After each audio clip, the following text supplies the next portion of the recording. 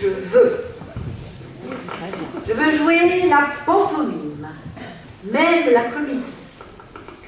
Je veux danser nue, si le maillot me gêne et humilie ma plastique. Je veux me retirer dans une île, s'il me plaît, ou fréquenter des dames qui vivent avec leur charme, pourvu qu'elles soient gaies, fantasques, voire mélancoliques et sages, comme sont souvent les femmes de joie. Je veux écrire des livres, tristes et chastes, où il y aura des paysages, des fleurs, du chagrin, de la fierté et la candeur des animaux charmants qui s'effraient de l'homme. Je veux sourire à tous les visages aimables et m'écarter des gens laids, sales et qui sentent mauvais. Je veux chérir qui m'aime et lui donner tout ce qui est à moi dans le monde. Mon corps rebelle au partage, mon cœur si doux, ma liberté. Je veux, et je crois bien que si quelqu'un ce soir se risquait à me dire « Mais enfin, ma chère », eh bien je le tue. Ou je lui ôte un œil, ou je le mets à la cave. Les vrilles de la vigne, 1908.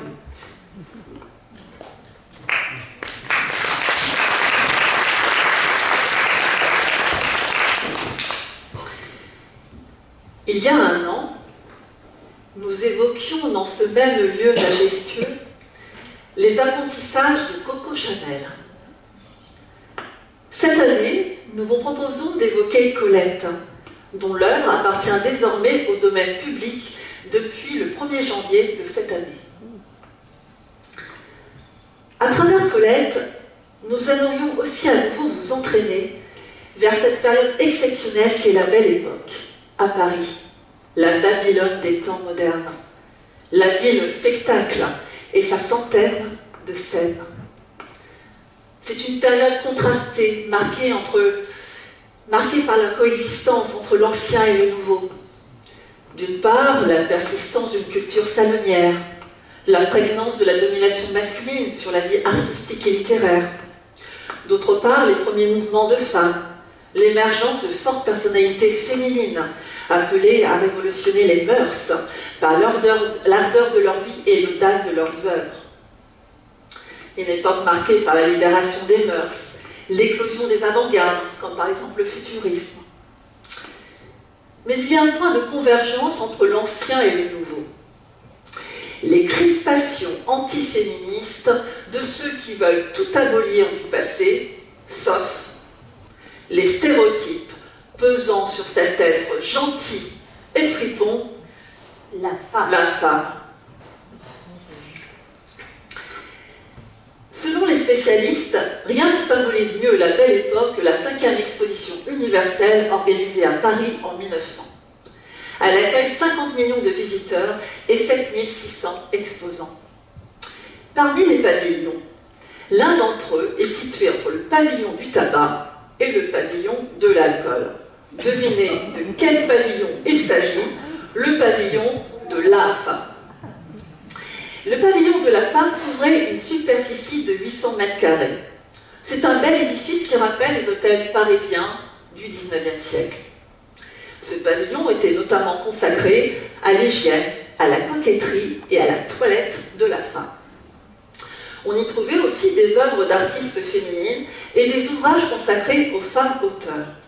Ce terme de femme auteur venait de faire son apparition et dénotait une certaine hospitalité critique par rapport au terme péjoratif de bas bleu. La question de l'émancipation féminine à la Belle Époque devient une question majeure.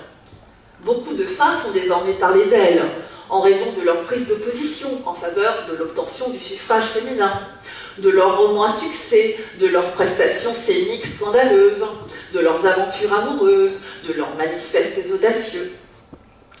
Il devient difficile d'évacuer la question des femmes n'en déplaise au futuriste italien Marinetti, qui revendique haut et fort dans son manifeste de fondation du futurisme en 1909 « Nous voulons glorifier la guerre, seule hygiène du monde, le militarisme, le patriotisme, le geste destructeur des anarchistes, les belles idées qui tuent et le mépris de la femme. » Le mépris de la femme luxurieuse et sentimentale est total. À ce mépris, Valentine de Saint-Point, artiste pionnière contemporaine de Colette, et bien moins connue qu'elle, et à laquelle j'ai consacré tout récemment un livre avec Claire Tansin, rétorque à Marinetti dans le manifeste de la femme futuriste en 1912, puis dans le manifeste de la luxure en 1913. C'est à cette période tumultueuse et féconde qu'éclot puis s'émancipe Sidonie Gabrielle Colette. Colette est le fruit d'un mariage d'amour entre une femme cultivée, athée et à l'esprit libre, Sido, qui d'ailleurs assistait à la messe avec son chien Domino, sans souci du qu'en dira-t-on, et son deuxième mari, le séduisant capitaine Colette, habité certes par la vocation littéraire, mais qui n'écrivit que les titres d'écrits fantômes. Colette vit, nous le savons, une jeunesse heureuse, marquée par l'éveil de tous ses sens, au contact de la nature, de l'affection de ses proches, et par un appétit insatiable de lecture, par le goût de la vie qu'elle veut vivre le plus longtemps possible. De même que Valentine de Saint-Point, Colette est avide de tout goûter, de tout sentir. Elle est encore à l'époque le trésor de Sido, une simple jeune fille de province qui appartient à un pays où elle est née en 1873 et qu'elle n'a pas envie de quitter, qu'elle ne quittera d'ailleurs mentalement jamais. Saint-Sauveur en Puisée, dans l'Yonne, en Bourgogne. Cependant, Colette vit un premier traumatisme qu'elle saura transcender. Le couple parental gère mieux leur amour que leur argent, dépensé à foison. La famille mène grand train dans ce village bourguignon où leurs faits et gestes sont épiés d'un mauvais œil. L'exil volontaire de la famille Colette pour cause de dettes, le départ de cette maison qu'elle adorait, la perte de son territoire émotionnel, constituent une déchirure ontologique. Une première épreuve dans son chemin initiatique semé d'embûches et d'éclosions successives. Il y a de la jeunesse contrariée chez Colette en raison de cet exil qu'elle vit à l'adolescence. À la stabilité succède un état de fait profondément insécurisant. Elle est sans formation, sans dot, n'a que les ressources de sa jeune beauté, de son corps jeune et souple, de sa curiosité envers les choses de la vie et de son intelligence qu'elle a aiguisée. Mais Sido, en mère attentive et avisée, a appris à ses enfants qu'ils étaient différents et que c'est cette différence qui allait les élever, les tirer vers le haut, loin du déclassement subi. Forte de cette confiance en elle-même, ayant appris l'impermanence et rêvant d'une vie aventureuse, Colette saura traverser les épreuves qui l'attendent et revenir à la lumière. Non pas celle de l'heure scintillante où le soleil descend derrière les sorbiers, mais la lumière électrique des feux de la rampe. Une très jeune femme sans formation, sans fortune, non mariée dans son milieu, possède à la belle époque un éventail de possibilités très limitées.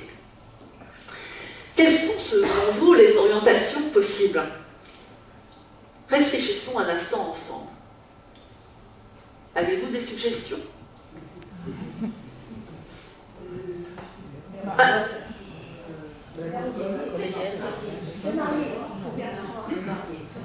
Effectivement.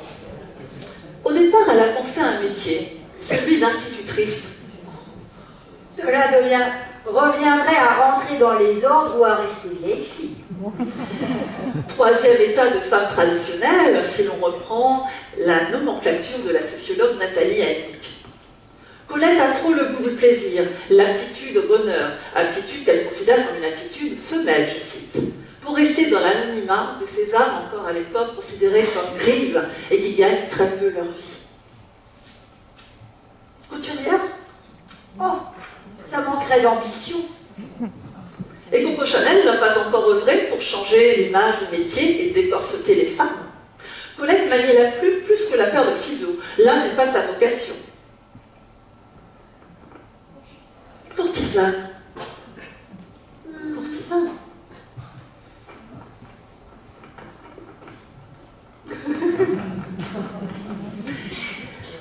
Lorsque Colette découvre la vie parisienne avec Willy, elle rencontre non seulement des écrivains de renom, Proust, Alfred Jarry, Paul Valéry, Jules Renard, des musiciens aussi, mais aussi des femmes artistes, mi-actrices, mi-courtisanes. Colette a une liaison avec certaines d'entre elles, comme Mata Hari, en admire d'autres, telles que par exemple la belle Othello. Une éblouissante danseuse de revue, la reine de l'élégance des salons parisiens. On la voyait parader au bras de riches banquiers, de sultans et de rois auxquels elle extorquait 10 000 francs pour un souper. Elle m'apprit qu'une courtisane ne doit jamais pleurer et ne doit jamais souffrir. Les actrices sont souvent assimilées à l'époque aux courtisanes. Pour les moins célèbres d'entre elles, beaucoup complètent leur maigre cachet par l'activité prostitutionnelle, qui d'ailleurs est florissante dans le Paris de la Belle Époque. Écoutez, Paris compte en effet 75 maisons de tolérance et 150 établissements de massage, lingerie, estampes japonaises, ainsi qu'un certain nombre de cabinets privés et de livres rares. Yvette Guibert raconte. Elle est une jeune actrice et chanteuse, encore inconnue au théâtre des variétés, et elle se spécialisera plus tard dans le répertoire érotico et grillard. Elle avait pour particularité de porter une longue robe et des gants noirs. Elle rapporte en ces termes les noms qu'un directeur de théâtre lui tient, afin de justifier le fait qu'elle a été remplacée à la dernière minute par la maîtresse d'un des plus gros actionnaires du théâtre. Mais mon enfant, ce sont des obligations auxquelles un théâtre ne peut échapper. Fascinée par ce milieu qu'elle traverse et qu'elle observe, Colette préfère, plutôt que d'en être, de faire des grandes horizontales, des cocottes, des prostituées, des demi-mondaines, des mondaines aussi, les personnages féminins de plusieurs de ses romans. Autre possibilité, selon vous, mais je crois que vous l'avez dit. Le mariage. Exactement. Le mariage. Alors que pour tant d'autres, comme par exemple pour Valentine de Saint-Point, il s'agit de céder plus que de consentir à la pression d'un premier prétendant, chez Colette, le mariage constitue le premier acte de son émancipation. Il faut dire que le prétendant n'est pas médiocre. Il n'est ni brutal, ni méchant. Il est la coqueluche masculine de Paris, très séducteur, très doué en affaires, et vous le connaissez, il s'agit de... Oui. Bravo. La rencontre avec ce journaliste parisien à l'esprit fantasque, amateur de romans libertins, fantasme, amateur de romans libertins, qu'il fait écrire par des petites mains très peu chastes, change le destin de Colette. Le mariage à 20 ans, avec Willy, de 14 ans, son aîné, signale son entrée dans la vie parisienne. Willy lui offre un statut social apparemment enviable, mais pas si enviable que cela, puisqu'il est veuf, père d'un jeune fils, Jacques, il n'a pas de fortune. Et donc il n'est pas mariable dans son milieu. Cependant, il offre à Colette les premières clés de sa liberté, des opportunités, ainsi qu'une certaine dose de désillusion. Avant cela, il lui offre une révélation beaucoup plus intime, celle de son héros féminin, la découverte de son propre plaisir. En donnant avec amour sa chair à Willy, Colette obtient comme contre-don, dans la corbeille de la mariée, le goût de la jouissance. Mon Dieu, que j'étais jeune et que je l'aimais, cet homme-là. En peu d'heures, un homme sans scrupules fait d'une fille ignorante un prodige de libertinage. Ce fut une foudroyante découverte du plaisir, de ces plaisirs que l'on nomme à la légère physique. La version de Willy est moins réjouissante et semble confirmer la séparation entre le code sentimental et passionnel de l'amour de son code érotique. Bon, j'épouse la fille du capitaine Colette, heureux de témoigner ma reconnaissance à une famille qui a été, bon, pour Jacques, d'une bonté absolument touchante. Elle n'a pas de dot, d'ailleurs, ce qui ne réjouit pas nos parents. En conscience, je ne pouvais agir autrement que je fais. Que si je m'interroge pour savoir à quel point j'ai le droit de prononcer le mot de mariage d'amour, je me répondrai peut-être non aussi. L'amour, le grandiose, et le cuisant et le perforant, c'est, je crois bien, une blague de romancier. Le mariage avec un homme mûr ayant ses entrées dans le monde parisien est le premier acte émancipateur. Car si Colette se marie, ce n'est pas pour endosser le premier état de femme traditionnelle, celui de l'épouse sacrifiée sur l'autel de la servitude domestique. Le rôle de la mère de famille, en un mot, c'est de s'oublier et de se sacrifier pour tous. Assène un manuel d'éducation pour les jeunes filles de la fin du XIXe siècle. Inspirée par l'exemple d'une mère remariée et libre penseuse, Colette refuse de se conformer. Et d'ailleurs, Willy ne lui demande pas. Il n'est pas un mari classique, et son attitude vis-à-vis des femmes est un trait d'époque. Le double standard de l'épouse et de la maîtresse, que l'on retrouve clandestinement dans les fiacres et dans les salons privés, a le vent en poupe. Le mari installe donc la jeune mariée dans sa garçonnière, poursuit son vagabondage sexuel, ne voit pas d'un mauvais œil les appâts de sa jeune épouse qui séduit hommes et femmes sur son passage. Grande lectrice de Balzac, je suis née dans Balzac. Je suis née dans Balzac. Je suis née dans Balzac, dit Colette. Colette n'a pas l'ambition d'un Rastignac au féminin, qui clamerait haut et fort en regardant Paris, à nous deux maintenant.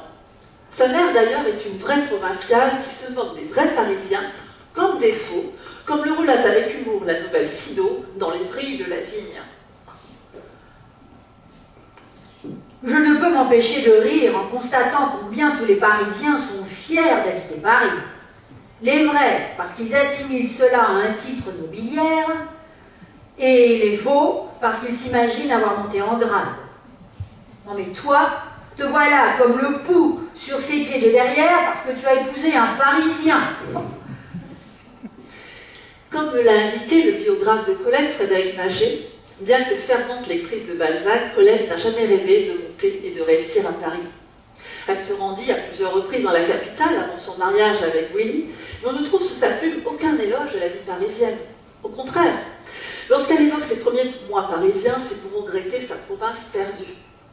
Balzacienne, elle devient surtout dans ses illusions perdues lorsqu'elle découvre les infidélités de son mari, en tombe malade, puis décide, au lieu de s'apitoyer sur son sort, de pénétrer son terrain de jeu en devenant l'amante de ses maîtresses et en se lançant à la conquête des cercles parisiens qui comptent. Elle retrouve alors son élastique volonté et décide non pas de vivre, mais de vivre. Non pas de survivre, mais de vivre. En majuscule. Ce mariage est une chance qu'elle saisit. Le journaliste parisien réputé lui fait découvrir le plaisir et les plaisirs de la vie parisienne, ainsi que ses opportunités sociales.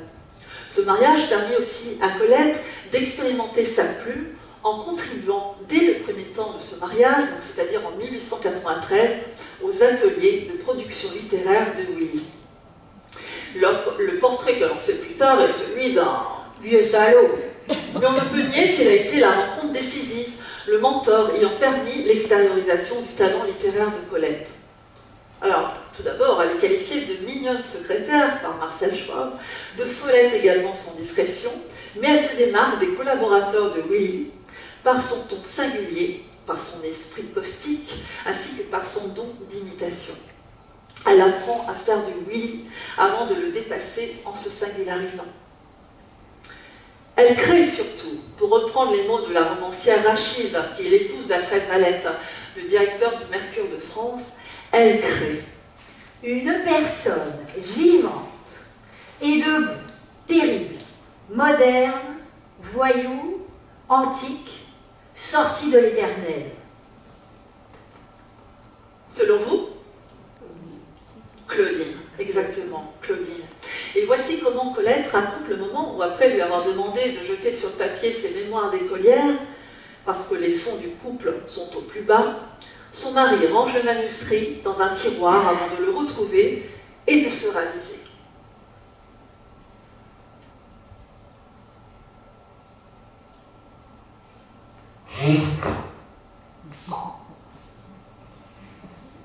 Monsieur Willy a pris connaissance des manuscrits. je ne vois pas bien.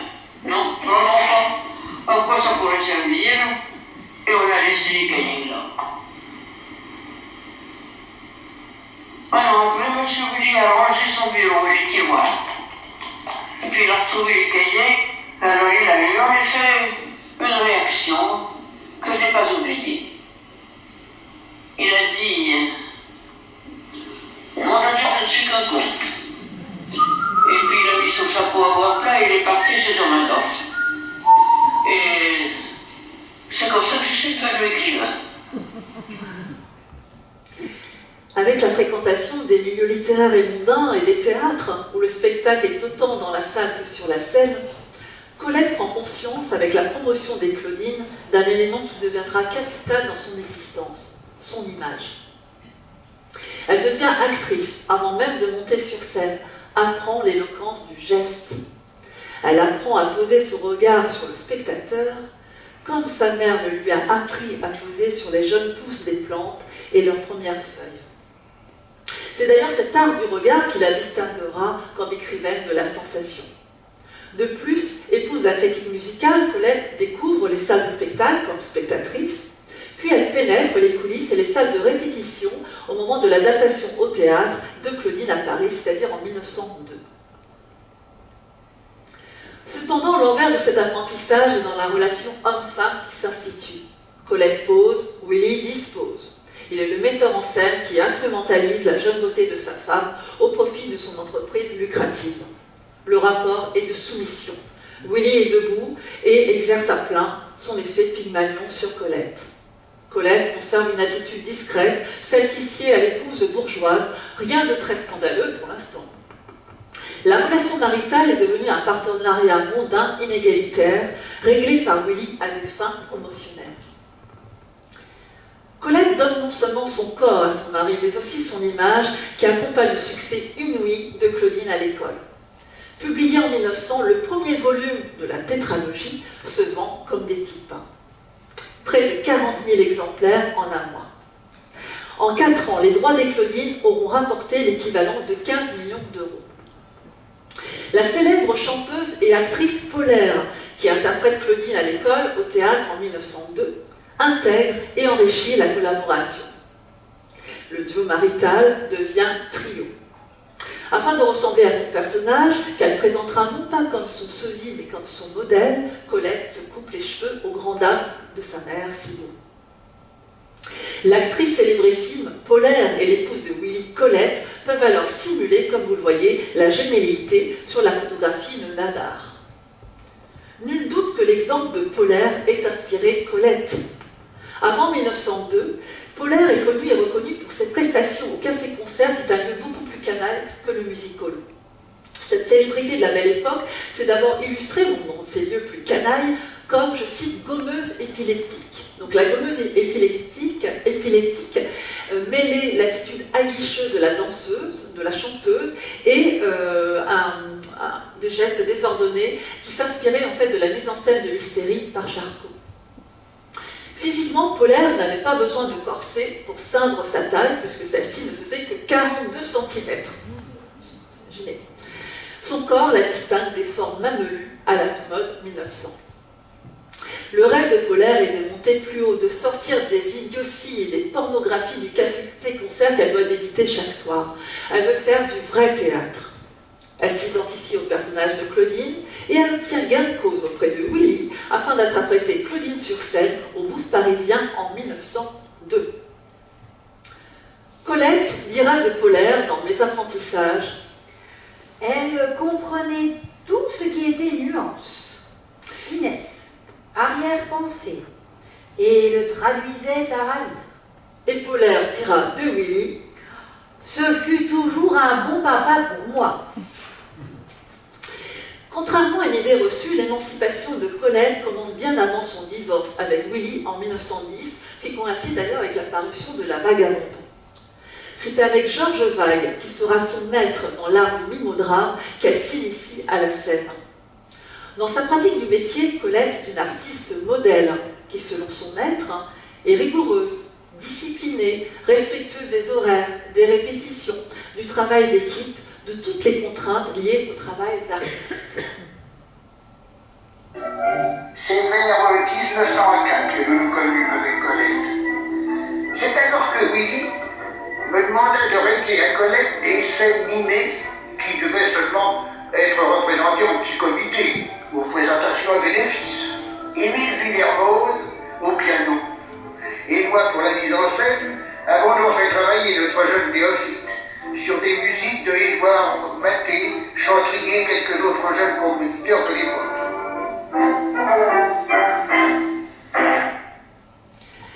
Au début du XXe siècle, l'un des espaces qui s'offre pour les femmes en quête d'émancipation est la scène, la vie d'artiste, cette existence aléatoire et itinérante que Colette décrissait bien dans l'envers du musical et également dans La Vagabonde.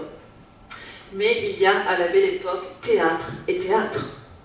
Dans un monde où les structures culturelles sont dominées par les hommes, les femmes qui souhaitent créer ont encore peu accès aux grandes scènes parisiennes. En revanche, elles créent leur propre espace, comme le cercle saphique de Nathalie Barnet par exemple, ou bien elles investissent ces lieux canailles que sont les cafés-concerts. Ces lieux où la frénésie du public rivalise avec celle de la scène se prêtent aussi à l'expérimentation. Avec un plateau plus exigu, des moyens techniques plus modestes et un nombre d'interprètes sur scène plus restreint, les lieux que sont les cafés-concerts favorisent de nouvelles formes et manières d'être en lien avec le public.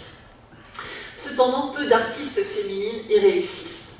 Ces lieux sont aussi des espaces de marginalisation associés à la prostitution, ou tout du moins à la misère sociale de ces pauvres filles du peuple dont le travail acharné n'apporte pas pour autant la célébrité.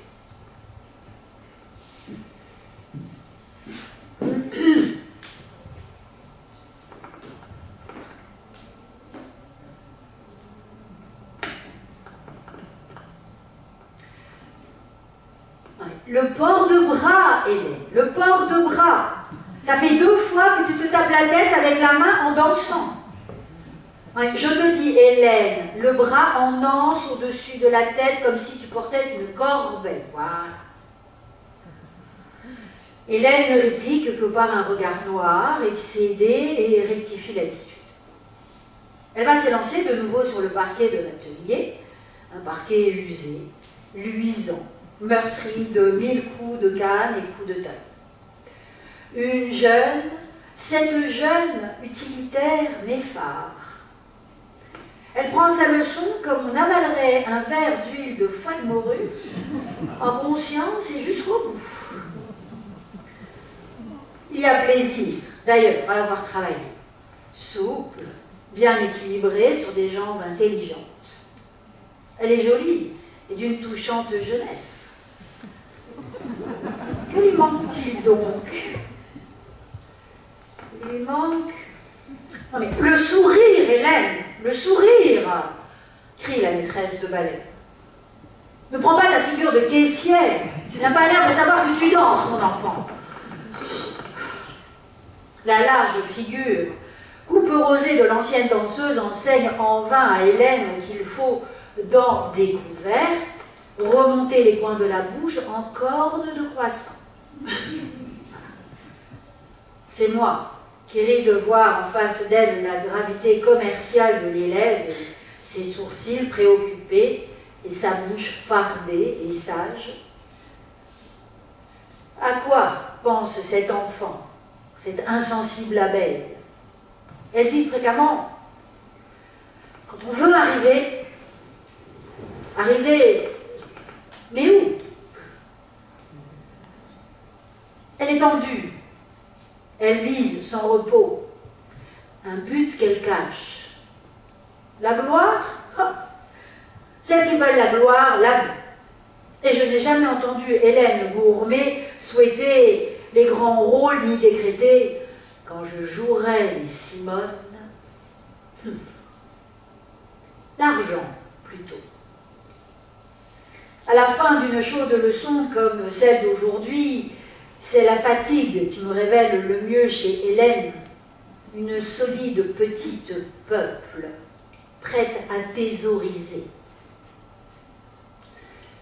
Dans les cafés-concerts, l'aspiration de nombreuses jeunes provinciales voulant gagner de l'argent et réussir sur les planches rencontre un public majoritairement masculin, moins classe que le music-hall. Reste que ces lieux favorisent l'émancipation des mœurs. Dans la vie de tous les jours, le corps féminin est peu accessible. S'habiller et se déshabiller relève presque d'un déménagement. Tant les corps sont corsetés, juponnés, froufroutés, décorés de plumes et autres ornements fantaisistes. Le difficile accès au corps féminin dans la vie de tous les jours rend le public masculin particulièrement friand des spectacles où la nudité féminine se donne à voir. Si cela n'exclut ni le talent ni l'intelligence, le rôle attribué aux femmes est bien de s'offrir au regard public, d'incarner la volupté et non de la dire. Colette saura l'incarner et la dire tout à la fois.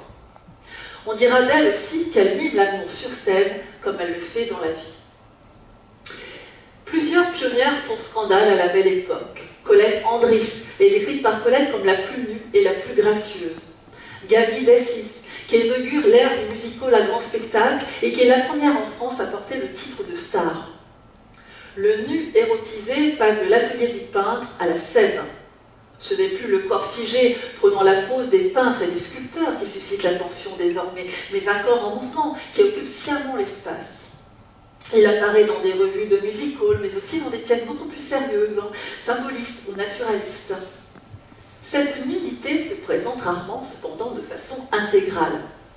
Ainsi, dans le premier nu, qui apparaît en 1891 au Théâtre des Arts, la figurante qui interprète la luxure n'est pas complètement nue. Une étoffe recouvre ses reins. La parure de bijoux, le voile léger, la gaze transparente, le maillot, la robe déchirée habillent la nudité brute de la danseuse, de la comédienne, de la figurante. Nimbée d'irréalité, la nudité est retravaillée par l'artifice. Comme le raconte Colette dans un texte moins connu, Nudité, publié en 1943, la mode est alors à un nu féminin épanoui des hanches, mais pas complètement intégral, puisque parfois 7 kilos d'accessoires peuvent peser sur le corps nu de la danseuse, c'est-à-dire le poids d'une bicyclette. Dory, qui danse pour la première fois en France, retient mon attention. Elle est gentille et touchante, anonymement. Elle n'a jamais appelé le maître de ballet Danny Fou, et son nom ne paraît pas au tableau des amendes. Elle crie en descendant et en montant les 2 étages, mais elle crie comme les autres, mécaniquement, parce qu'une troupe de girls qui change 4 fois de costume entre 9h et minuit ne peut pas monter ni descendre les escaliers sans jeter des glapissements de peau rouge et des chants désordonnés. Glory mêle à ce nécessaire vacarme sa jeune voix fausse et comique et tient sa partie aussi dans la loge commune, séparée de la mienne par une mauvaise cloison de bois. Les girls voyageuses ont fait de ce cabinet rectangulaire un campement de saltimbanque. Source de scandale à ses débuts, le nu féminin retravaillé par l'artifice ou l'accessoire finit par s'installer dans les mœurs et offre au public ses premières stars féminines. Dans cette évolution, le French Cancan des musicals parisiens joue un rôle majeur. Il associe la danse, la verve populaire, l'expressivité sensuelle et la vigueur physique. La danseuse Rigole Bosch le définira comme alors, ce délire de jambes, c'est une furie qui n'a rien d'égal. Mes bras ont le vertige et mes jambes sont comme folles. De jeunes danseuses deviennent mythiques grâce à Toulouse-Lautrec qui les immortalise. La Goulue, Grille d'égout, Jeanne Avril, Églantine, Gazelle. Ce nu crée un choc culturel inévitable à ses débuts. Le milieu agité du music-hall, l'apparition du corps féminin qui bouge sur scène et l'importance de l'artifice dans la vie des femmes de la belle époque constituent un système de suggestion permanente qui fournit aussi à la littérature du temps son imagerie érotique. Réalisant par là un rêve de jeune fille et désireuse d'exister en dehors de toute tutelle masculine, ce Willy dont elle est séparée mais avec lequel elle n'a pas encore divorcé, Colette se prend au jeu. Elle a un talent corporel indéniable et elle entretient son corps en aménageant chez elle une salle de gymnastique. Elle prend l'habitude de faire de l'exercice chaque jour afin de s'endurcir physiquement et moralement dans la perspective de la libération à venir. En matière artistique, redisons-le, elle choisit un genre aujourd'hui disparu qui est la pantomime, et plus exactement le mimodrame. Fidèle à son ami et au maître Georges Vague, qui l'initiera, Colette lui obtiendra plus tard un poste de professeur au Conservatoire national de Paris en reconnaissance de leur fructueuse collaboration.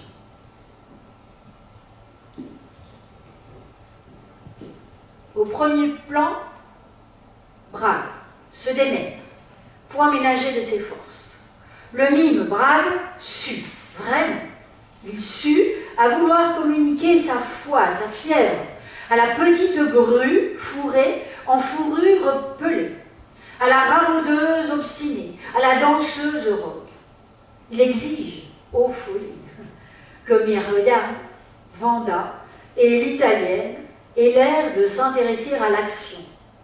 Mais je vous dis, bon Dieu, je vous dis que c'est le moment que les deux types commencent à s'attraper. Deux types qui s'attrapent à côté de vous. C'est tout ce que ça vous fait? Débrouillez-vous, mon Dieu, faites des « Oh !» Voilà, comme quand il y a une bagarre, une engueulade dans un bar, et qu'on garde ses robes comme ça. Après une heure d'efforts, de cris, de fureur, Brague se repose, se recompose, en travaillant sa grande scène, la scène où il lit la lettre de sa mère. La joie, la surprise, puis l'épouvante, enfin le désespoir se peignit sur sa figure couturée avec une telle intensité d'expression, un excès si pathétique que Vanda cesse de coudre, Myriam de battre la semelle. La danseuse italienne, serrée dans son fichu de laine grise, daigne quitter le portant pour regarder Brague pleurer. Petit triomphe quotidien, savoureux quand même. Pourtant, chaque fois, un gloussement léger comme un rire qu'on étouffe trouble cette minute émouvante. La fine oreille de Brague l'aperçut dès le premier jour. Le deuxième jour, laquelle c'est l'andouille qui se paye mon citron, qui se gondole, s'écrie-t-il. Pas de réponse. Et les visages mornes des grandes hétaïres ne révèlent rien. Troisième jour. Il y a 40 sous d'amende qui vont tomber sur la poire de je ne sais qui pour trouble de répétition. Mais Braque ne sait pas qui. Enfin, le quatrième jour. Le laisser pour compte. Est-ce que tu payes mon citron? Éclate Braque. Non mais décarcassez-vous. Oui, tâchez de mettre dans ce que vous faites un peu de tragique, de beauté véridique et simple, de sortir enfin des pantomimes à la mue de pain, pour arriver à quoi? À faire se gondoler les numéros comme le laisser pour compte. Une chaise tombe, et l'on voit sortir de l'ombre funèbre un laissé pour compte, tremblant, pâle, qui chevrotte. Mais monsieur Brague, je ne ris pas. Je pleure. Dans les textes de Colette, la spécificité du mime par rapport au genre noble que sont la comédie et la tragédie sera valorisée. Théâtre sans parole, le mime est un dialogue muet, plus subtil qu'il ne se réfère qu'à la musique. Selon vous, pourquoi ce choix de la pantomime chez Colette? Pourquoi avoir choisi, selon vous, ce genre, aujourd'hui disparu, qui avait été déjà oublié au XIXe siècle et que Georges Vague a remis d'ailleurs à l'honneur? C'est la même accent.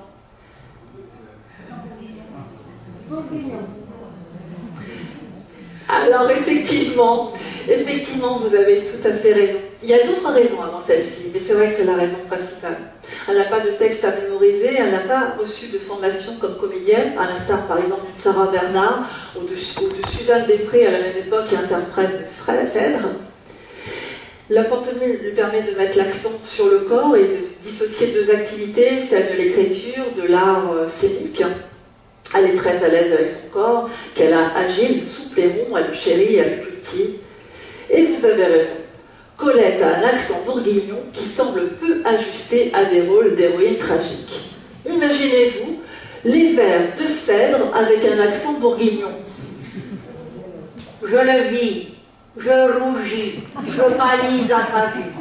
Un trouble s'éleva dans mon âme éperdue. Mes yeux ne voyaient plus, je ne pouvais pleurer. Je sentis tout mon corps étranger et brûlé. Effectivement. En 1905, elle commence un essai peu concluant dans Dialogue au soleil couchant de Pierre Louis. En raison du trac, les R de son accent bourguignon se transforment en sonorité russe. À la fin de sa prestation, Pierre Louis lui dit gravement, non sans humour, « Ah, mais je viens d'avoir une de mes plus fortes impressions de ma vie, je vous assure. L'impression inoubliable d'avoir été interprétée par Mark Twain et Tolstoï. » Malgré ce premier essai infructueux, Colette monte sur les planches au moment de son mariage bas de l'aile avec Willy. C'est en 1906 que Colette Willy prend son envol en interprétant au théâtre Les Mathurins, réputé alors pour ses petites pièces parisiennes, un faune poursuivant une jeune vierge et l'entraînant dans une forêt obscure. Elle apparaît, comme vous le voyez ici, dans une tunique ultra courte, deux cordes dressées sur sa tête. La pantomime, le désir, la chimère et l'amour ouvrent sa carrière au music-hall. Le succès est unanime. Elle figure sur la couverture de la revue théâtrale. Elle est saluée également dans l'art moderne pour sa grâce espiègle, son charme spirituel et gamin. Alors, je ne crois pas vous avoir dit combien j'ai aimé les poses de Madame Colette Willy dans une pantomime représentée cet hiver. Pantomime très simple, où elle incarnait de toute la grâce robuste et svelte de ses jolies jambes un jeune faune, gamin, amoureux et déçu. Cependant, désireuse d'échapper à toute étiquette qui enferme, Colette rappelle n'être qu'un petit faune pour rire. L'année suivante marque un tournant décisif. Tandis que le très influent duc de Morny, cher d'ailleurs au cœur de la ville de Deauville, avait financé largement quelques décennies plus tôt la formation de Sarah Bernard et lui avait permis d'entrer à la Comédie Française, c'est sa fille Mathilde de Morny, dite Missy, qui joue un rôle plus crucial dans l'éclosion de sa jeune protégée. L'effet Pygmalion passe des mains affairistes de Willy aux mains plus amoureuses d'une personnalité fortunée qui s'habille en homme, qui choque sa famille aristocratique en bousculant les normes de genre et en affichant publiquement son homosexualité. L'ascendant exercé par Willy sur Colette laisse donc place à une relation d'amour à l'horizontale entre deux femmes qui s'épaulent en poursuivant toutes deux, chacune à sa manière, une démarche d'émancipation au parfum de scandale. Ce scandale prend forme en 1907 avec une co-création Rêve d'Égypte. La pantomime est donnée en représentation au Moulin Rouge. Travestie en égyptologue, Missy réanime une Colette déguisée en momie, embaumée, peu à peu dévêtue de ses bandelettes par la femme habillée, elle, en complet veston. Un long baiser est échangé, ce qui jette un désordre inouï parmi les spectateurs. Injures, hurlements, jets de fruits et d'objets. La police fait évacuer la salle. La presse accuse les deux femmes de dépravation. Colette, profondément amorale, considérait que là n'était pas le vice, qu'il était dans le mal que l'on fait sans plaisir. Tant qu'il y a du plaisir, selon Colette, il n'y a pas de vice. Reste que la pièce est interdite sur ordre du préfet. Les ligues de vertu se déchaînent. Ce qui choque aussi, ce n'est pas seulement le baiser d'amour échangé entre Missy et Colette, c'est le fait que dans la salle, il y a un public aristocratique et bonapartiste. Le lesbianisme est à la mode, avec notamment le cercle de Nathalie Barnet. Mais ce qui choque aussi, c'est que le fait que les armes de la famille de Morny figurent sur les affiches.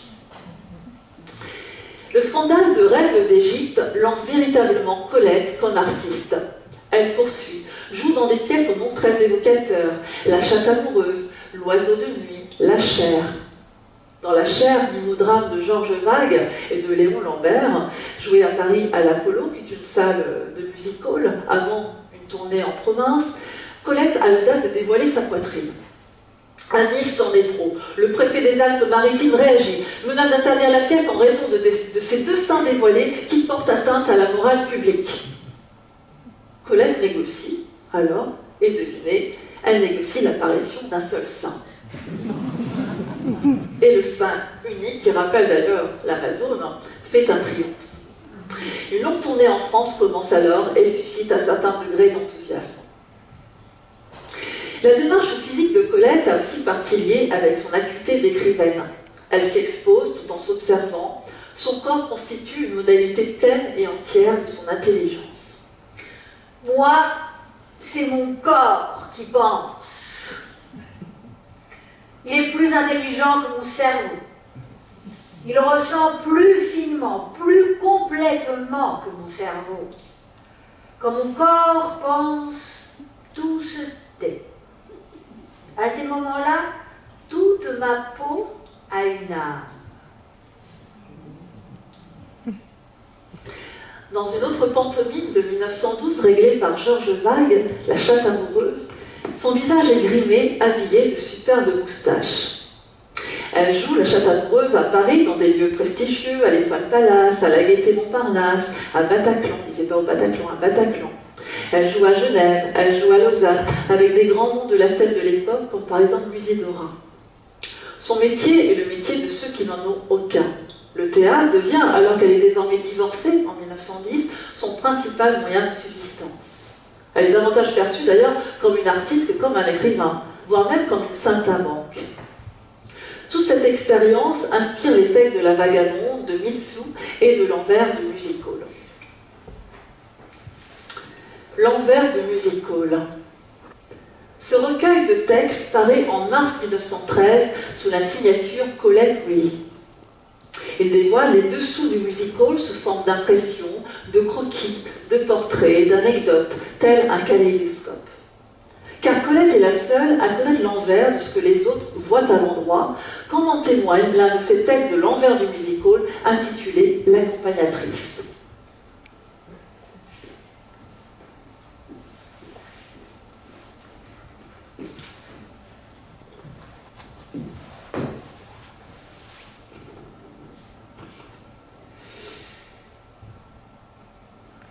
On dit que je fais un métier de vieille fille et que j'aurai bien le temps de me mettre accompagnatrice quand j'aurai les cheveux gris. Mais moi, j'aime mieux tenir que courir, et puis j'ai déjà beaucoup écopé dans la vie. Je ne demande qu'à rester tranquille sur mon tabouret de piano. Ici, il en passe toute la journée. Non seulement des dames de music-hall, mais des actrices, des vraies, qui jouent au boulevard. Surtout à présent qu'on danse beaucoup dans les pièces. Je dois dire qu'elles sont un peu dépaysées au début. Elles n'ont pas l'habitude de se déshabiller pour la leçon. Elles arrivent dans des robes de couturier. Elles commencent par relever leur jupe et à l'attacher avec des épingles anglaises. Et puis, elles agacent. La chaleur leur monte. Elles dégrafent leur col avec des... Et puis, elles enlèvent leur jupe, et puis c'est le tour de la chemisette, et enfin, c'est le corset qui s'en va. Les épingles à cheveux qui tombent et qui emmènent des cheveux avec quelquefois, et la poudre de riz qui se mouille. Au bout d'1 heure de travail, vous ririez de voir à la place de la dame de chic une petite bonne femme tout en eau qui souffle, qui rage, qui jure un peu, qui se frotte les joues avec un mouchoir et qui se moque pas mal si son nez reluit. Enfin, une femme ordinaire, quoi. Je n'y mets pas de méchanceté. Non, je vous assure, mais ça m'amuse. Je fais mes petites études. Rassure mon nom, ça ne me donne pas envie de changer avec elle. Non, mais rien que de me l'imaginer. Je suis fatiguée, c'est effrayant. J'en ferme les yeux et elle me donne sommeil. L'autre jour, Madame Dorzia, mais oui, Madame Dorzia, elle-même disait très gentiment en parlant de moi à Madame Parucci: oh, mais ma pauvre petite qui me serine ma danse depuis 1h15, je ne voudrais pas être à sa place. Ma place? Ma place? Mais c'est elle, c'est celle qui me convient. On m'y laisse. C'est tout ce que je demande. Plus je regarde les autres se démener, plus j'ai envie de rester assise. Et puis ici, on ne voit que la peine que les gens se donnent. La lumière du théâtre, les paillettes, les costumes, les figures maquillées, les sourires, n'est pas un spectacle pour moi. Tout ça,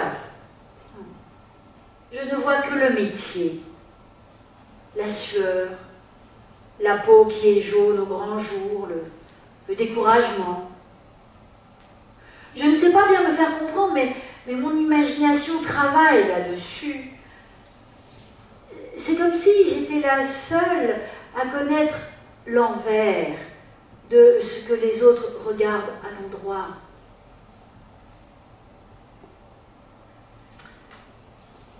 Et l'envers de la vie d'une femme ne se joue pas uniquement sur scène, mais également dans son intimité. Cette émancipation n'est pas un chemin de rose.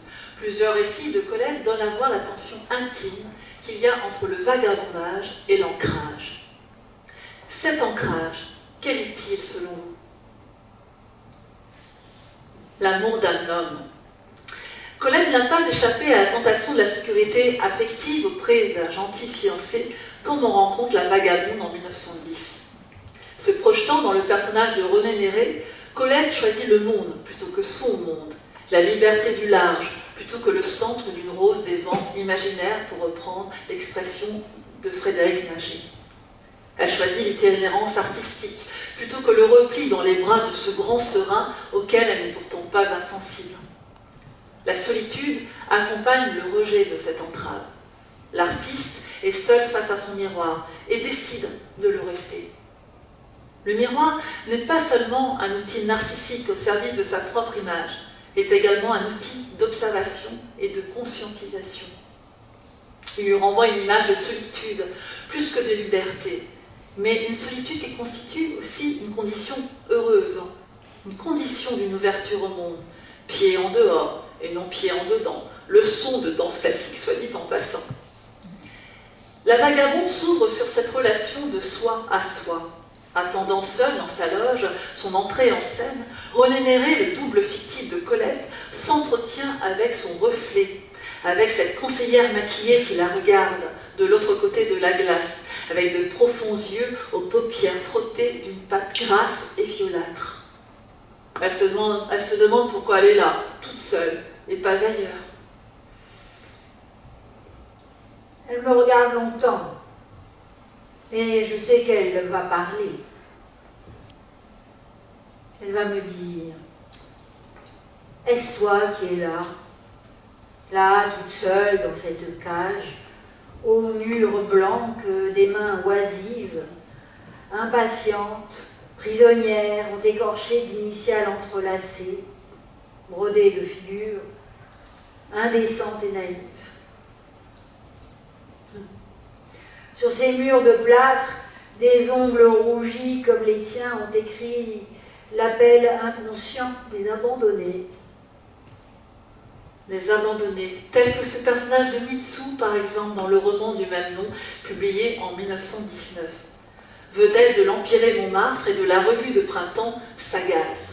Cette belle gosse de Paris, dont le minois esquis et l'allure dégourdie charment en un instant, a été chantée plus tard par Mistinguett, mais avant cela, il y a le personnage de Colette. Mitsou est seule, assise, face au miroir, ou plus exactement à sa table de maquillage. Cette nymphe anémique à la cuisse de page n'a que 24 ans et ne pense à rien. Ignorante de tout, Mitsu n'a pas d'esprit et n'en acquiert que lorsqu'elle tombe amoureuse. Abandonnée alors par le beau soldat en permission, elle écrit à son bleu horizon des mots lucides qui montrent comment l'esprit est venu à cette jeune fille.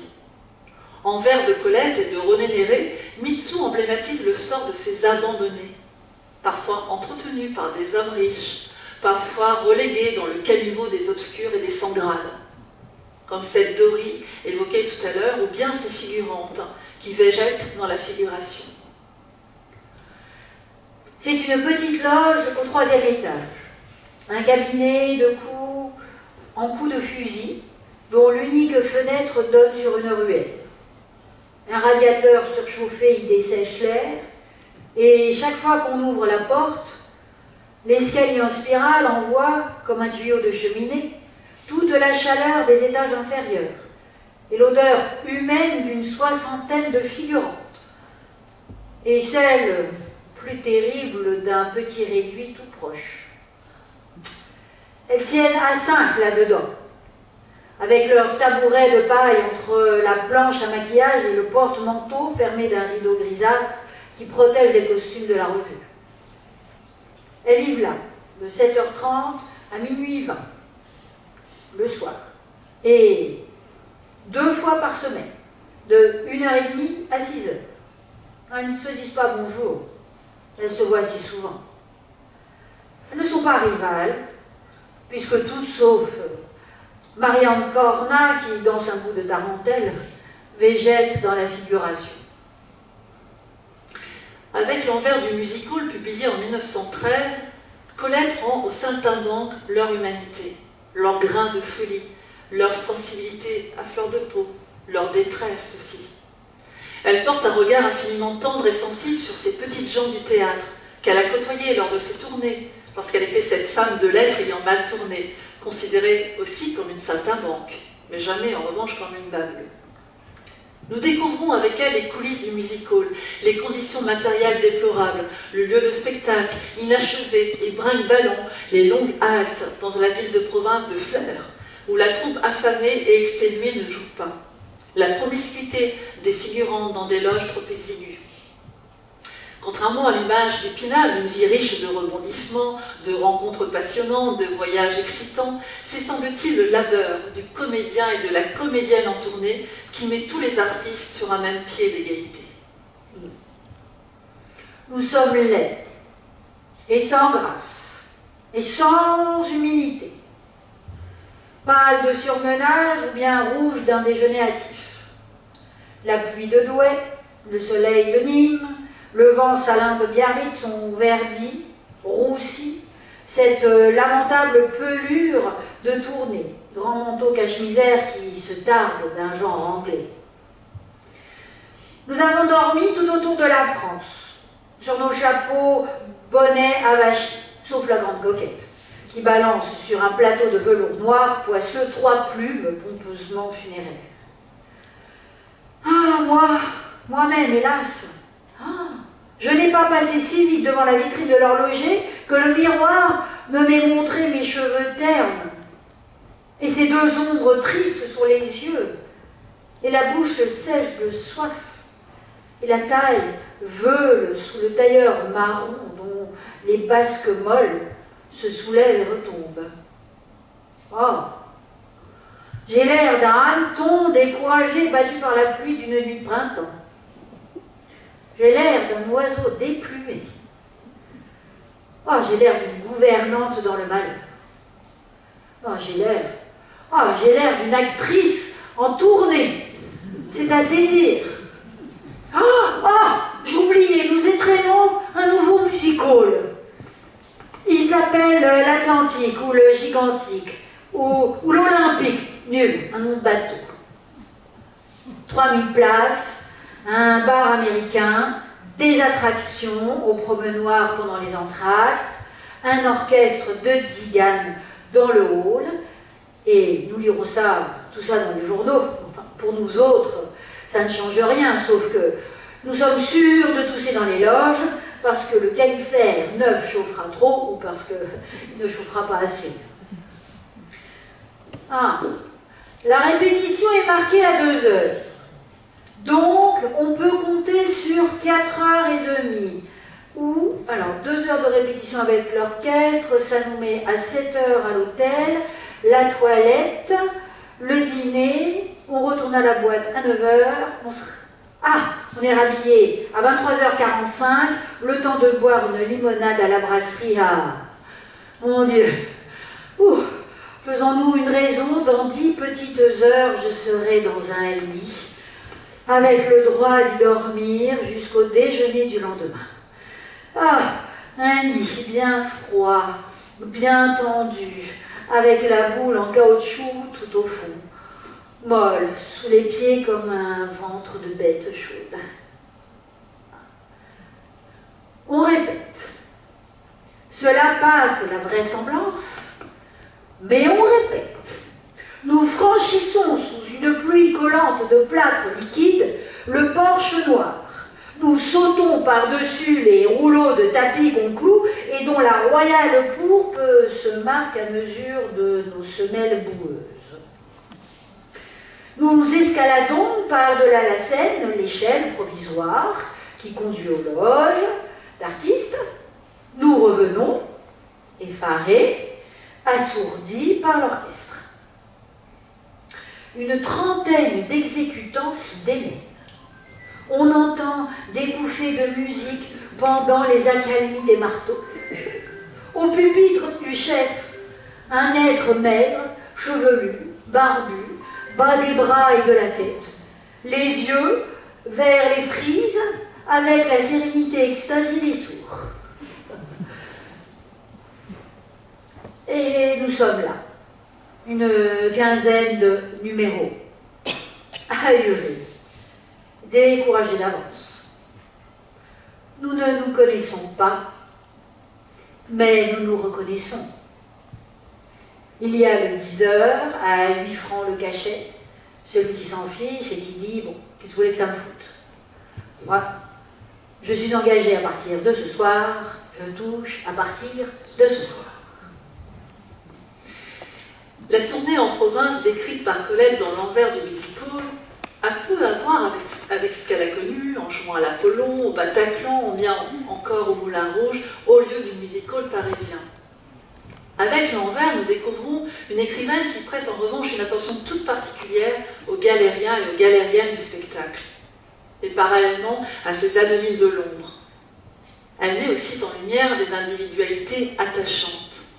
Elle nous livre sans doute l'un des témoignages les plus poignants sur la vie des artistes, ceux qui demeurent au fond de la scène, dans les loges ou bien dans les coulisses, qui ne sont pas des étoiles et qui ne cherchent pas à le devenir. Comme ceux, plus inattendus, les animaux du musical, dont la fameuse Lola. Dans ma loge, tous les soirs, j'entendais sur les marches de fer qui conduisent au plateau un tic-tac de grosses béquilles. Pourtant, le programme ne comportait aucun numéro d'amputé. J'ouvrais ma porte pour voir le petit cheval de nain grimper l'escalier, de ses pieds étroits, non ferrés. L'âne blanc le suivait, sabotant sec. Et puis, le danois bringé, aux grosses pattes molles. Et puis, le caniche beige et les fox terriers.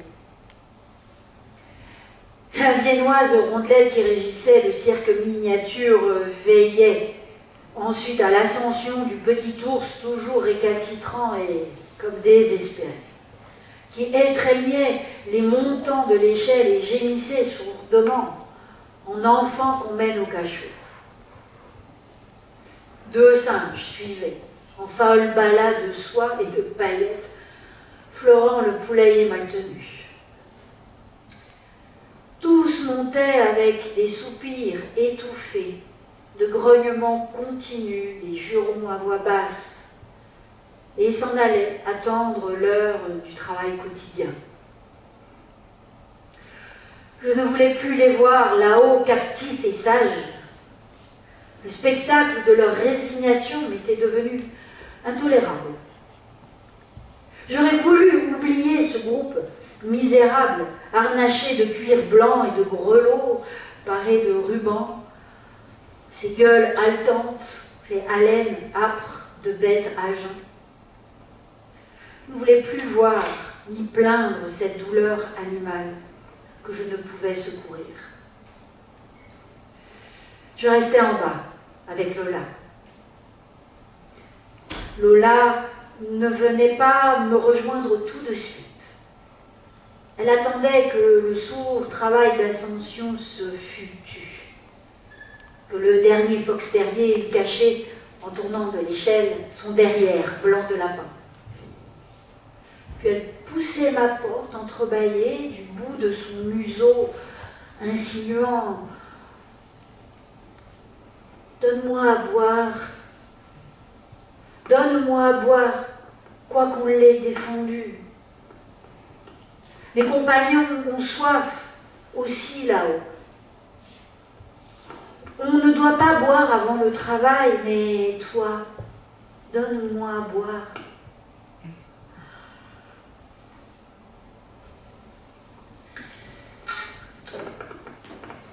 Après avoir emmagasiné dans son grenier émotionnel tant de sensations, de réflexions, d'images et d'événements, tant de mots surtout, après avoir vécu son corps comme l'expression supérieure de son intelligence, Colette, qui n'a jamais cessé d'écrire, même lorsqu'elle était en tournée, est devenue la grande écrivaine que nous connaissons. Critique musicale, critique théâtrale, romancière, mime, danseuse, journaliste, marchande de cosmétiques, mariée, divorcée, aimant le féminin comme le masculin, la nature comme la cuisine, l'errance choisie comme l'ancrage au fond du lit tiède qui repose. Elle est parfois considérée comme une féministe touche à tout. L'était-elle féministe? Certains disent que c'est faux, car elle avait osé dire un jour, en parlant avec provocation des suffragettes, qu'elle méritait soit le fouet, soit le harem. Certains disent que c'est vrai parce qu'elle a créé de nombreuses héroïnes émancipées, pleinement libres de leurs actes, quel que soit leur âge. Par exemple, Chérie, en 1929. Sur scène, même si contrairement à une idée reçue, elle n'a jamais été pleinement nue, le geste émancipé de Colette est devenu émancipateur pour les autres femmes. La mise au jour de l'éros féminin dans son œuvre semble de plus entrer en résonance avec le dévoilement scénique de son propre corps. Pas touche à tout, Colette, non, mais un fil rouge, une unité de démarche, plutôt que la célébration voluptueuse de soi.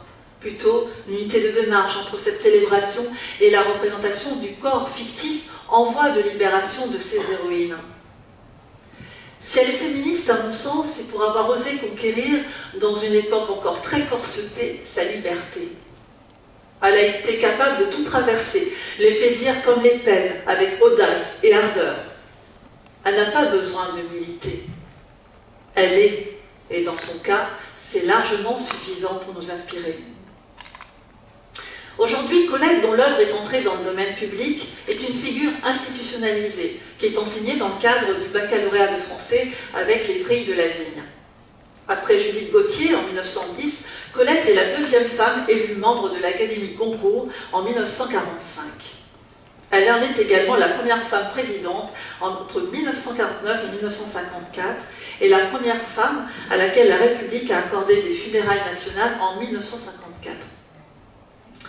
Cependant, cette institutionnalisation ne doit pas nous faire oublier à quel point elle était vivante, en majuscule, amoureuse de l'amour et des mots. Selon un témoin de l'époque, Colette d'ailleurs mime l'amour comme elle le fait dans le particulier. Sur le papier, elle le décrit comme elle le fait, simplement, sincèrement, sans artifice. Dans un autre texte moins connu, Nudité, qui a été publié en 1943 et qui est réédité cette année, le grand écrivain qu'elle est devenue porte un regard rétrospectif sur les danseuses des revues de music hall. Elle analyse notamment l'évolution du rapport aux normes de beauté du corps féminin à la nudité. Et dans ce texte, Colette nous alerte sur un danger. car il y a beaucoup plus grave, selon elle, que l'exposition de la nudité au regard de tous. Ce qu'il y a de plus grave, et ce sur quoi elle nous alerte, et qui peut entrer en résonance avec notre contemporanéité, c'est l'imitation de la vie. L'imitation de la vie. En mentionnant notamment l'existence de cette femme cire, à la plastique parfaite, dont s'enorgueillit un créateur américain dans les années 40, qu'il expose dans les soirées huppées, en la faisant passer pour une vraie femme, alors qu'en réalité, elle est une femme cire, une Ève artificielle qui ne craint aucune rivale. Colette n'a pas de mots alors assez durs pour dénoncer cette atteinte profonde aux vivantes, tant elle-même était vivante, sur scène, comme dans la vie, tant sa liberté de femme, d'artiste et d'écrivain était et reste une belle leçon d'émancipation pour nous toutes. Donc si nous avons un seul conseil avec ma complice Joanne Gemini, c'est celui-ci: lisez et relisez Colette, c'est le meilleur hommage vivant que vous pouvez lui rendre. Je vous remercie.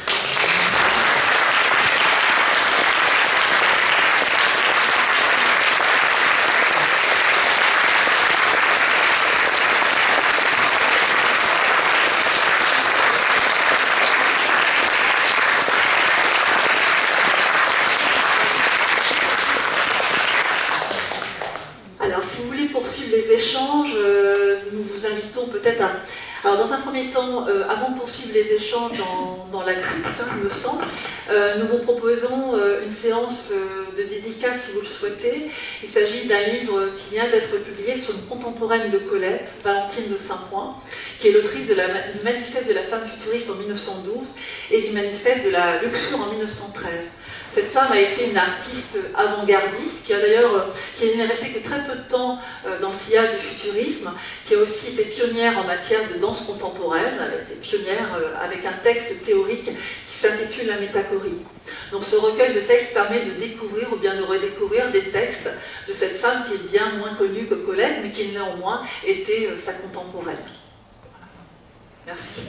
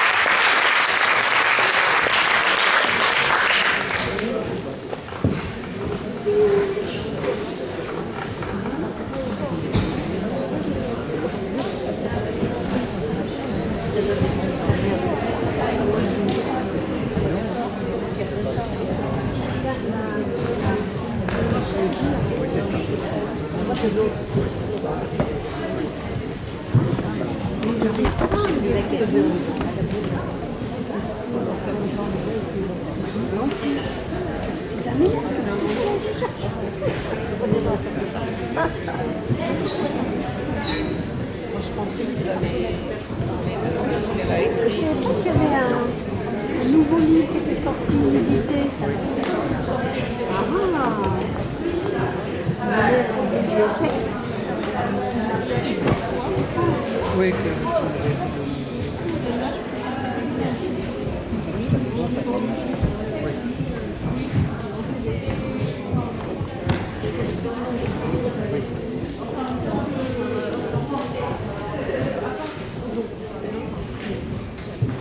Ah, j'espère que je vous ai pas gêné. non, pas du tout. Non, vous n'y êtes pas du tout. J'avais pas fait attention. Non.